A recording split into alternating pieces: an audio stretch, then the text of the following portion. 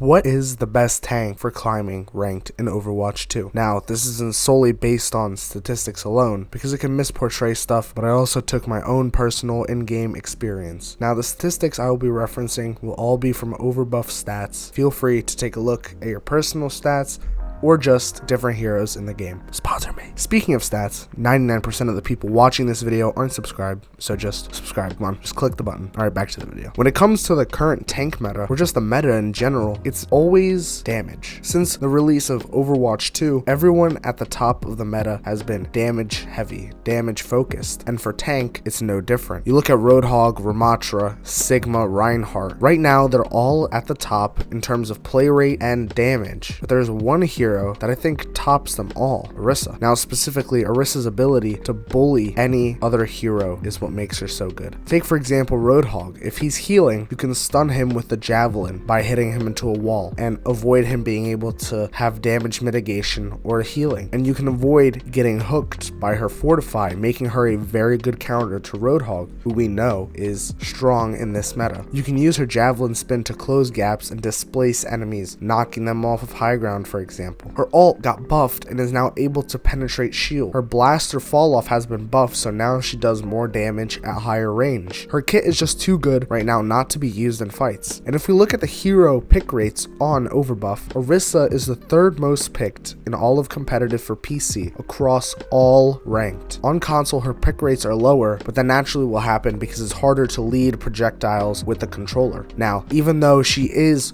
more picked and is prone to having more bad games on her, Orisa's damage average is actually higher than any other tank. And just like I said earlier, the meta right now is damage. Yes, there are people who come close when we look at objective contesting or maybe some other category, but Orisa makes it evident that her survivability is much higher. Take, for example, the javelin spin. You can displace people, but you can also do things such as eat a Hanzo ult if it's close enough and the dragons haven't come out yet. A Zarya ult can be eaten by the javelin spin. Just in general, a majority of the projectiles in the game can be stopped by the javelin spin. Her Fortify, the main part of her survivability kit, can resist things such as Sigma ult, Reinhardt's charge, Doomfist's punch. She can even eat a full Diva bomb and still survive. The next thing that helps her survivability is the javelin throw, which can counter movement abilities such as Doomfist's punch, or even stop Diva from remeching, or Sigma from casting his ult, or Reinhardt charging her off of the point. And yes, you can stop the remech completely if you hit Diva's actual person model and stun her. And this is where Orisa's strength lies. Whether you're new to the game or you're a seasoned player, you can pick up Orisa and do good with her and not be capped by her potential. Because for some heroes, you can only do so much once you've exhausted all the possibilities. But there's an infinite way to almost counterplay people with her no matter the situation. And if you look at the higher ranks, you don't see a lower win rate with her because there's that unlimitless potential. No matter the rank, there's always new things that you can think of. Now, with the mid-season patch coming up in mid-January, Orisa will definitely be getting some nerfs. So right now is 100% the best time to play her, as her main fire fall off has been increased so the damage is higher. Her abilities have good cooldowns to run around abusing them. In some situations, other heroes might be better, for example, poking,